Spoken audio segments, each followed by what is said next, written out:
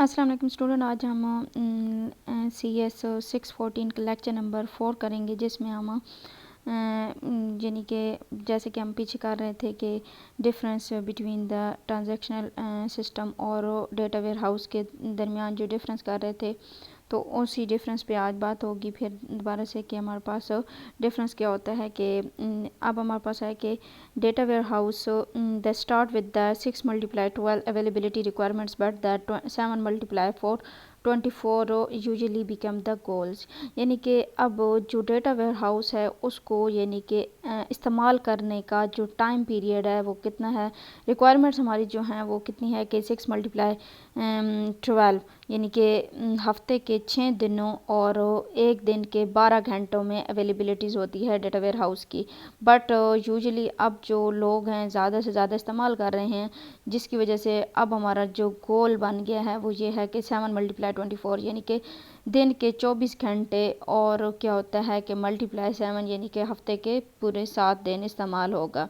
If we look at the availability requirements for the data warehouse, normally you start with the 6 day a week। यानी कि जब start में जो data ware house था उसकी जो रिक्वायरमेंट्स थी, यानी कि वो उसको इस्तेमाल करने के जो टाइम पीरियड था वो हमारे पास था कि हफ्ते के 6 दिन और एक दिन में 12 घंटे इस्तेमाल। क्योंकि हमें पता है कि डेटा वेयर हाउस जो इस्तेमाल करते हैं वो कौन इस्तेमाल करते हैं, डिसीजन मेकर इस्तेमाल करते हैं। और डिसीजन मेकर जो हैं वो डिसीजन मेकर जो होते हैं वो क्या होता है कि ऑल टाइम ऑफिस में अवेलेबल नहीं होते और ना ही वो हफ्ते के पूरे 7 दिन आते हैं, बल्कि वो क्या करते हैं कि वो जब उनको यानी कि कोई किसी काम में डिसीजन लेना होता है तो तब वो यानी कि आते हैं ऑफिस में काम करते हैं। लेकिन जो अब जैसे कि ATM सिस्टम है या कोई यानी कि है डेटा एंट्री ऑपरेटर है या ऐसा कोई एम्प्लॉय है, तो वो वाला तो हफ्ते के 7 दिन ही काम करेगा। ATM जो सिस्टम है वो ट्रांजैक्शनल सिस्टम है। ATM जो है हमारे पास तो ऑटोमेटिक टेलर मशीन जो होती है उसमें हमारे पास यानी कि ऑनलाइन ट्रांजैक्शन होती है और ऑल टाइम 24 आवर्स होती है और 7 डेज होती है। और उसमें हमारे पास क्या होता है, because the decision maker start the accessing using that more often. जो यानी कि अब हमारी रिक्वायरमेंट्स यानी कि जो गोल बन रहा है, अब ज़्यादा से ज़्यादा लोग यूज़ कर रहे हैं डेटा वेयर हाउस को। क्यों? अब आपको पता है कि डेटा वेयर हाउस उस कंपनी के लिए बनाया जाता है जो मल्टी यानी कि नेशनल कंपनी होती है या जिसकी बहुत ज़्यादा ब्रांचेस होती हैं, 20-25 ब्रांचेस होती हैं, उनको इस्तेमाल किया जाता है। वो इस्तेमाल करते हैं डेटा वेयर हाउस को। अब वो जब इस्तेमाल करते हैं उनकी डिफरेंट कंट्रीज़ में उनकी यानी ब्रांचेस होती हैं, तो वो क्या होता है कि अब यानी कि एक कंट्री में अगर दिन का टाइम है तो दूसरी कंट्री पे रात का टाइम होता है। अगर वो दूसरी कंट्री वाले लोग इस्तेमाल नहीं कर रहे डेटा वेयर से, लेकिन जहाँ पे दिन का टाइम है वहाँ पे लोग तो इस्तेमाल कर रहे होते हैं, तो इसीलिए फिर हमारे पास क्या हुआ था कि डेटा वेयर हाउस की जो रिक्वायरमेंट्स हैं अब जो यानी कि उसको स्टार्ट किया जा रहा है, यानी कि उसको ज़्यादा से ज़्यादा इस्तेमाल किया जा रहा है, वो 7 × 24 यानी कि 24 घंटे इस्तेमाल हो रहा है डेटा वेयर हाउस। इसी तरह हमारे पास कहते हैं कि does not follows the traditional development. अब दूसरा जो डिफरेंस आ गया है वो ये डिफरेंस है कि it does not developing the model and developing traditional model. यानी कि जो डेटा वेयर हाउस है उसको डेवलप करने के लिए हमें कोई ट्रेडिशनल जो जैसे कि पहले कोई एक सिस्टम हम डेवलप करते थे तो उसका एक लाइफ साइकिल होता था, एक यानी कि पूरा मेथड होता था कि हमने कैसे एक सिस्टम को डेवलप करना है। जैसे कि ट्रांजिशनल से क्लासिकल हमारे पास SDLC जो सिस्टम डेवलपमेंट लाइफ साइकिल होता है, इसकी यानी जो रिक्वायरमेंट्स होती हैं या मेथड होता है काम करने। सबसे पहले हमें क्या होती हैं कि रिक्वायरमेंट्स हमें मिलती हैं कि हमारी क्या रिक्वायरमेंट्स हैं। फिर उसके बाद हम एनालिसिस करते हैं कि क्या हो यानी कि हमारी क्या रिक्वायरमेंट्स हैं, हमें कौन कौन से यानी कि वसाइल हैं, कौन से हमें हासिल हैं, यानी कि कौन से हम यानी कि इस्तेमाल करके। फिर उसके बाद डिज़ाइनिंग होती है, प्रोग्रामिंग होती है, टेस्टिंग होती है, इंटीग्रेशन होती है और इम्प्लीमेंटेशन होती है। ये वाले हैं क्लासिकल लाइफ साइकिल्स के पॉइंट्स। लेकिन जो डेटा वेयर हाउस है वो बिल्कुल अलग है या उससे उल्ट है क्लासिकल SDLC से। अब इसमें हमारे पास क्या होता है, डेटा वेयर हाउस में हमारे पास जो होता है यानी कि एक सिस्टम को डेटा वेयर को डेवलप करने के डेटा वेयर हाउस को डेवलप करने का जो यानी कि लाइफ साइकिल वो है CLDS होता है।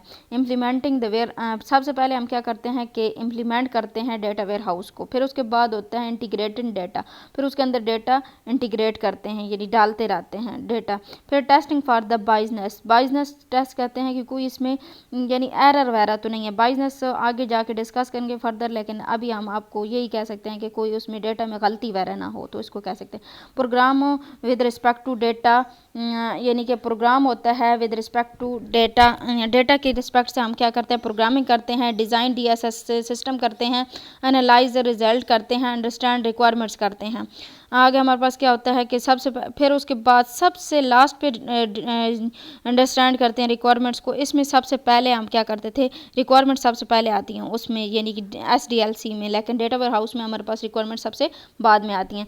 उसके बाद कहते हैं कि ये सारा वही बताया गया है कि ऑपरेशनल में कैसे बनाया जाता था SDLC में, यानी कि एक ट्रेडिशनल जो लाइफ साइकिल कोई सिस्टम बनाया जा रहा है तो उसके लिए हम ये वाला यानी रूल इस्तेमाल करते हैं SDLC, लेकिन डेटा वेयर हाउस इस्तेमाल करने बनाने के लिए हम इस्तेमाल करते हैं CLDS करते हैं। उसके बाद हमारे पास क्या होता है कि डेटा वेयर हाउस पे जो टिपिकल क्यूरीज होती हैं हम कैसे इस्तेमाल कर सकते हैं। क्यूरीज में डिफरेंस होती हैं कि जो डेटा वेयर हाउस पे क्यूरीज चलती हैं वो और होती हैं, और जो ऑनलाइन ट्रांजैक्शन प्रोसेसिंग होती है यानी कि OLTP सिस्टम जो होता है उसमें यानी कि डिफरेंट होती हैं। अब इसमें हमारे पास क्या होता है, क्यूरीज जो होती हैं OLTP ऑनलाइन ट्रांजैक्शन प्रोसेसिंग में हमारे पास जो क्यूरीज यूज़ होती हैं वो होती है select tax data date balance. आगे हमने क्या करना है कि सिलेक्ट करना है टैक्स डेट को इस्तेमाल क्या करना है, सिलेक्ट करना है, और दूसरा क्या होता है बैलेंस को देखने हैं। ये दो हमने कॉलम देखने हैं फ्रॉम द टेबल जो हमारे पास है टैक्स टेबल, जो टैक्स टेबल है उसके अंदर से हमने ये दो यानी कि कॉलम देखने हैं। और कंडीशन हमारे पास क्या है, वेयर की क्लास लगाई है जहाँ पे हमने क्या करना है कि वेयर लगाया, वेयर के बाद हमने लगाया कि अकाउंट आईडी जिसका अकाउंट आईडी है 23,876 है, उसका हमने क्या देखना है, डेटा और टैक्स डेटा और बैलेंस देखना है, टैक्स डेट और बैलेंस देखना है उसका। तो ये यहाँ पे हमारे पास एक टेबल यूज़ हो रहा है और उस पर एक कंडीशन लगाई है और एक स्पेसिफिक यानी प्राइमरी की के थ्रू हम इसको कर रहे हैं। लेकिन डेटा वेयर हाउस पर जब हम क्यूरी स्पेसिफिक क्यूरीज जो होती हैं वो इस तरह होती हैं। अब देखें सिलेक्ट कर रहे हैं, अब इसमें हमारे पास देखें दो हमने सिलेक्ट किए थे, लेकिन इसमें हमारे पास बहुत सारे हम क्या होते हैं कॉलम सेलेक्ट कर रहे हैं, बैलेंस कर रहे हैं, एज कर रहे हैं, सैलरी कर रहे हैं, जेंडर कर रहे हैं from the customer table and the tax table. दो टेबल्स भी यूज़ करें, इसमें हमने एक टेबल यूज़ किया था लेकिन इसमें हम क्या करें, अब इसमें देखें हमारे पास एज जो और जेंडर जो होती है वो जॉइंट्स में आती हैं। अब दो ज्वाइन करने पड़ेंगे, टैक्स टेबल में वो अवेलेबल नहीं होगा, बल्कि हम क्या करेंगे कि वो दूसरे टेबल के साथ उसको ज्वाइन करेंगे। अब यहाँ पे क्लॉज आ रही है, जो वेयर की कंडीशन आ रही है कि जो एज है वो बिटवीन कर रही हो, लाई कर रही हो, एक वैल्यू पर डिपेंड नहीं कर रहा बल्कि बहुत सारी एक रेंज बता दी गई है, 30 से 40 तक रेंज बता दी गई है। उसके बाद एजुकेशन जो है उनकी ग्रेजुएशन होनी चाहिए। उसके बाद जो कस्टमर आईडी है टेबल है, इस क्या होता है, ये ज्वाइन का फंक्शन अप्लाई किया जा रहा है। Customer ID customer table equal to है कस्टमर आईडी टैक्स टेबल, यानी कि ये दोनों का ज्वाइन हो रहा है। इसमें अब हमारे पास डिफरेंस आ गया OLTP सिस्टम में क्या होता है और हार्डवेयर में क्या और डेटा वेयर हाउस में क्या होता है। अब इसमें हमारे पास क्या होता है कि प्राइमरी की जो प्राइमरी की है इसमें यूज़ होती है, OLTP सिस्टम में प्राइमरी की यूज़ होती है, लेकिन डेटा वेयर हाउस में प्राइमरी की यूज़ नहीं होती। No concept of the primary key index, इसमें प्राइमरी की इंडेक्स नहीं यूज़ होता OLTP, लेकिन प्राइमरी की इंडेक्स यूज़ होता है डेटा वेयर हाउस में। May use the single table, इसमें हम यूज़ करते हैं कि सिंगल टेबल ज़्यादातर मेजोरिटी यूज़ करते हैं, लेकिन इसमें हम मल्टीपल टेबल यूज़ कर सकते हैं। फ्यू रोज़ आर रिटर्न, इसमें कुछ रोज़ हम क्या करते हैं रिटर्न्स कर सकते हैं, many rows are the returns कर सकते हैं। आगे हाई सिलेक्टिविटी ऑफ क्यूरी, इसमें क्या होता है हाई सिलेक्टिविटी ऑफ क्यूरी और इसमें क्या होता है लो सिलेक्टिविटी ऑफ क्यूरी होती है। आगे इंडेक्सिंग और द प्राइमरी की यूनिक, उसमें क्या होता है कि इंडेक्सिंग होती है ऑन प्राइमरी की पर, यानी कि प्राइमरी की उसमें यूनिक होती है, जो चीज़ होती है यूनिक उस पर हम क्या करते हैं इंडेक्सिंग होती है, यानी कि हम कोई चीज़ बना सकते हैं टेबल वगैरह न्यू रिट्राइव कर सकते हैं ऑन द प्राइमरी की पर। और यहाँ पे हम क्या कर सकते हैं इंडेक्सेस के थ्रू जो चीज़ की यूज़ जो कि नॉन क्या होती है यूनिक होती है, कोई उसमें यूनिक। आगे हमारे पास क्या होता है कि इन दोनों का OLTP और डेटा वेयर हाउस के दरमियान डिफरेंस है, स्कोप है। सबसे पहले डिफरेंस है स्कोप का कि कि डेटा वेयर हाउस क्या होता है और OLTP सिस्टम क्या होता है। एप्लीकेशन जो है इसकी न्यूट्रल है, यानी कि किसी भी मकसद के लिए आप इसे इस्तेमाल कर सकते हैं, और इसकी जो एप्लीकेशन हैं वो स्पेसिफिक हैं। जैसे कि फॉर एग्जांपल आपका है यानी कि मनी ट्रांजैक्शन का OLTP सिस्टम है, तो उसमें सिर्फ आप क्या कर सकते हैं कि मनी के बारे में इंफॉर्मेशन हासिल कर सकते हैं। अगर इसके बारे में एम्प्लॉय के बारे में OLTP सिस्टम है, तो उसमें सिर्फ आप एम्प्लॉय के इंफॉर्मेशन हासिल कर सकते हैं। इसमें क्या होता है, single source of the truth, यानी कि इसमें हम क्या करते हैं कि यानी कि हम कोशिश यही करते हैं कि हम सारा कंप्लीट डाटा रखें, लेकिन क्या होता है कि इसमें कुछ ये भी हो सकता है कि डेटा हम यानी कि जो हिस्टोरिकल डेटा है कुछ लॉस भी हो सकता है, लेकिन यानी कि जैसे कंप्लीट रिपोजिटरी ऑफ डेटा होता है, लेकिन कुछ यानी लिहाज से कंप्लीट हम डेटा नहीं रख सकते, कुछ बेनिफिट्स के लिहाज से हम डेटा रखते हैं। इसमें क्या multiple database and the repetitions, इसमें क्या होता है कि मल्टीपल डेटास होते हैं और रिपीटेशंस भी आ सकती है विद रिपीटेशंस, यानी कि अब जैसे कि लाइब्रेरी सिस्टम है या स्टूडेंट का सिस्टम है, स्टूडेंट की जो फाइल है उसमें वही स्टूडेंट्स आएंगे जो यानी कि एक कॉलेज में पढ़ रहे हैं, लेकिन अगर क्या होगा कि लाइब्रेरी का सिस्टम है तो उसमें वो स्टूडेंट आएंगे जिन्होंने कोई किताबें वगैरह ली हुई हैं या वो लाइब्रेरी में आते हैं अटेंडेंस लाइब्रेरी में कोई बुक्स वगैरह बोरो करते हैं। अब जो स्टूडेंट फाइल में डेटा है और लाइब्रेरी फाइल में डेटा है, स्टूडेंट तो सेम ही है ना, तो उसका डेटा क्या होगा, रिपीटेशन होगा। आगे वॉल्स ओवर टाइम्स, इसमें हमारे पास क्या होता है कि टाइम ज़्यादा लगता है। आगे हमारे पास क्या होता है, over the shelf of application, इसकी यानी कि इसको यानी कि बहुत जल्दी होता है कि आप डिस्क अप्लाई करें और डिस्क के अंदर आप डिस्क जैसे डालेंगे तो आपका OLTP काम करना स्टार्ट हो जाएगा, लेकिन इस पे काम ज़्यादा यानी टाइम ज़्यादा लगता है इसको डेवलप करने में। How to improve the business, ये बताता है कि आपने बिज़नेस को यानी कि डिसीजन कैसे लेने हैं, अपने बिज़नेस को कैसे इम्प्रूव करना है, लेकिन ये क्या कर सकता है, ये सिर्फ रन्स द बिज़नेस, ये आपके बिज़नेस को चलाता है, ये बताता नहीं है कि आपने अपने बिज़नेस को कैसे इम्प्रूव करना है। आगे historical data, historical detailed data, some इसमें हिस्टोरिकल डेटा होता है, डिटेल्स होती हैं, सब कुछ और आगे सम समरीज और कुछ समरीज भी होती हैं, लेंथी डीनॉर्मलाइजेशन होती है। इसमें क्या होता है, ऑपरेशनल डाटा, यानी कि जो तब्दीली जो कोई ऑपरेशंस हो रहे हैं वो डाटा रखते हैं। नो समरी, इसमें समरी वगैरह नहीं रखी जाती, और फुली नॉर्मलाइज्ड होता है, और वो क्या होती हैं, फुली नॉर्मलाइज्ड होते हैं, और ये डीनॉर्मलाइज्ड डाटा होता है। आगे हार्डली यूज़र पीक के, इसमें क्यूरीज जो होती हैं वो यूज़र पीकेज होती हैं। नंबर्स ऑफ द रिजल्ट्स, इसमें नंबर्स ऑफ द रिजल्ट्स आ सकते हैं, बहुत ज़्यादा रिजल्ट्स आ सकते हैं। आगे आप क्या कहते हैं, base on the PK, base कर रहा है पीके पर।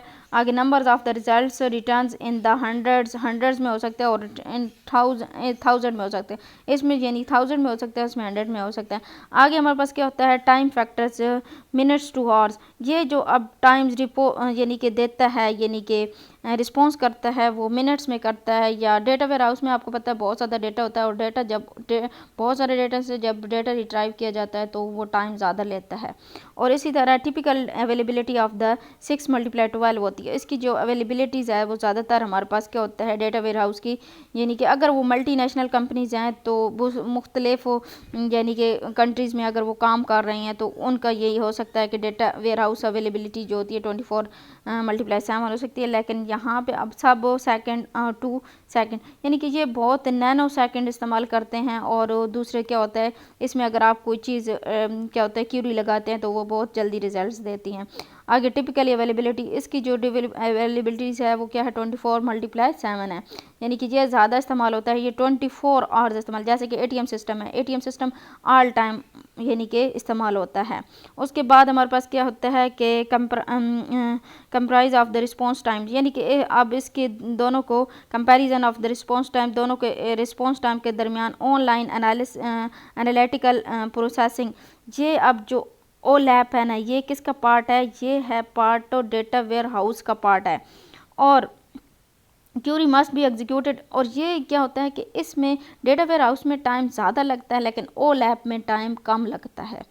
क्या होता है, execute is a small number of the second, ये जो होता है small number of the seconds में होता है, ये मिनट्स में नहीं डेटा देता, बल्कि ये क्या होता है कि small number of the seconds में ये रिजल्ट दे देता है। ऑफन अब OLAP आपको समझ आ गई होगी कि OLAP वो चीज़ होती है डेटा वेयर हाउस का ही पार्ट, लेकिन ये क्या होता है कि रिजल्ट जल्दी देता है, क्योंकि क्यूरी इस पर रन की जाती है तो ये रिजल्ट बहुत ही सेकंड्स में दे देता है, लेकिन डेटा वेयर हाउस का जो रिजल्ट आता है वो मिनट्स में या आवर्स में आता है। आगे ऑफन रिक्वायर्स डीनॉर्मलाइज एंड द और सिंपलिंग, यानी कि इसमें हमारे पास क्या होता है, डीनॉर्मलाइजेशन होता है और सिंपलिंग होता है। आगे complex query script and the large list of selection and the generally be executed in the small number of the minutes, यानी कि इसमें हमारे पास क्या होता है कि कुछ यानी डेटा एक अलग करके ओ लैब में रख दिया जाता है और उसके ऊपर हम क्या कर सकते हैं कि क्यूरीज लगाते हैं और जल्दी से हमारे पास small number of the queries हम वहाँ पे लगा सकते हैं ज़्यादा।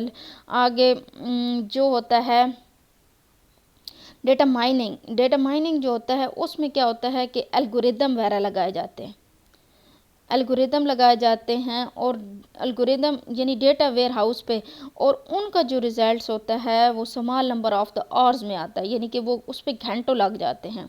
तो ये दोनों डेटा वेयर हाउस की यानी कि एग्जांपल्स हैं। ओ लैब में हमारे पास सेकंड्स लगते हैं और जो डेटा माइनिंग है यानी कि डेटा माइनिंग है उस पर हमारे पास तो क्या लगता है कि घंटे लग जाते हैं, क्योंकि उस पर हम एल्गोरिदम अप्लाई करते हैं और एल्गोरिदम जो होते हैं वो ज़्यादा टाइम लेते हैं।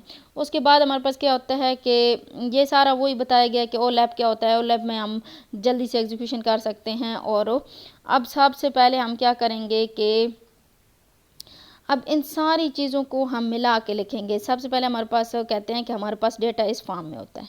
डेटा टायर जो है ज़ीरो जो है, इसमें हमारे पास डेटा के रिसोर्सेज हैं बहुत ज़्यादा, जैसे कि डब्ल्यू डेटा है यानी कि वर्ल्ड वाइड वेब है, किसी भी ऑर्गेनाइजेशन की जो वेबसाइट है वहाँ पे भी डेटा अवेलेबल होता है। इस तरह सेमी स्ट्रक्चर्स क्या होता है, सोर्सेज जो होते हैं यानी कि कुछ ऐसा डेटा पड़ा हुआ है जो कि कोई तरतीब वगैरह नहीं है ये वाली डॉक्यूमेंट्स की फाइल में। इसी तरह के एक और यानी कि ये मास्टर फाइल्स की फॉर्म में डेटा पड़ा हुआ है। ये थोड़े बहुत डेटाबेस ऑपरेशनल यानी कि ऑपरेशनल डेटाबेस यानी कि जो ऑपरेशंस वगैरह हो रहे हैं उनके बारे में डेटा पड़ा हुआ है। अब ये जो आईटी यूज़र हैं यहाँ से डेटा ले भी सकते हैं और डेटा चेंज भी कर सकते हैं। मल्टी डायरेक्शन यानी कि बाई डायरेक्शनल इन पर एरो लगा हुआ है, वो वर्ल्ड वाइड वेब पे डेटा ले भी सकते हैं और वहाँ से चेंज भी कर सकते हैं। इस तरह सेमी स्ट्रक्चर से डेटा ले भी सकते हैं। अब ये वाला जो डेटा है इसको हम क्या करते हैं, extract the transform load ETL, यानी कि ये हम क्या करते हैं कि इसको एक्सट्रैक्ट करते हैं, सारों को इकट्ठा करते हैं और इसको ट्रांसफॉर्म कर देते हैं डेटा वेयर हाउस की फॉर्म में, यानी कि उसको इकट्ठा करके रखते हैं। फिर उसके बाद ये जो होता है मेटा डेटा होता है कि information about the data is called the Meta data. और ये क्या होते हैं, मार्ट्स होते हैं, डेटा मार्ट्स होते हैं, यानी कि इनको फर्दर हम यानी कि डेटा वेयर हाउस बनाएंगे तो उसके बाद डेटा मार्ट्स बनाएंगे। ये नहीं कि डेटा मार्ट्स पहले बना लें और डेटा वेयर हाउस बाद में, बल्कि डेटा वेयर हाउस बनेगा तो उसके बाद उसके मार्ट्स बनाए जाएंगे। उसके बाद हमारे पास है मोलैप जो होता है वो होता है मल्टी यानी कि डायमेंशन होता है। जैसे कि आपके पास ये इसको रिप्रेजेंट करने के लिए हमने क्यूब यूज़ किया। क्यूब जो होता है मल्टी डायमेंशंस होता है, तो इसको हम क्या कहते हैं, मल्टी डायमेंशन। और मोलैप आगे फर्दर पढ़ेंगे। उसके बाद हमारे पास रोल ऐप है। रोल ऐप में हमारे पास रिलेशनल यानी कि डेटा पड़ा होता है। उसके बाद हमारे पास इससे निकल के हम टायर 2 से निकल के हम टायर 3 में आ जाते हैं। इसमें अब हमारे पास क्या हो गया कि ये कंप्लीट यानी कि मोल ऐप, और उसके बाद यहाँ से डेटा वेयर हाउस आ रहा है। डेटा वेयर हाउस में अब हम क्या करते हैं कि बिज़नेस यूज़र जो होते हैं वो क्या करते हैं, क्यूरीज रिपोर्टिंग करते हैं, उसके ऊपर क्यूरीज डालते हैं। और क्या होता है कि या तो उनको ग्राफ की फॉर्म में रिप्रेजेंट करते हैं या डेटा माइनिंग की फॉर्म में होते हैं। अब इसमें हमारे पास क्या होता है कि ये जो इनके एरोज लगे हुए हैं वो सिंगल डायरेक्शन है, यानी कि सिर्फ आईटी यूज़र यहाँ से डेटा ले सकते हैं, लेकिन इसको फर्दर यानी कि क्या होता है कि नहीं कर सकते, इसको चेंज वगैरह नहीं कर, डेटा वेयर हाउस को चेंज नहीं कर सकते। यहाँ तक ही हमारा आज का लेक्चर था। होप सो कि आपको इस लेक्चर की समझ आई होगी। और काइंडली मेरे चैनल को सब्सक्राइब करें और लाइक करें, और ताकि हमारी वजह से आपको हेल्प मिले और आपकी वजह से हमें हेल्प मिले। होप सो कि आपको इस लेक्चर की समझ आई होगी। Thank you so much.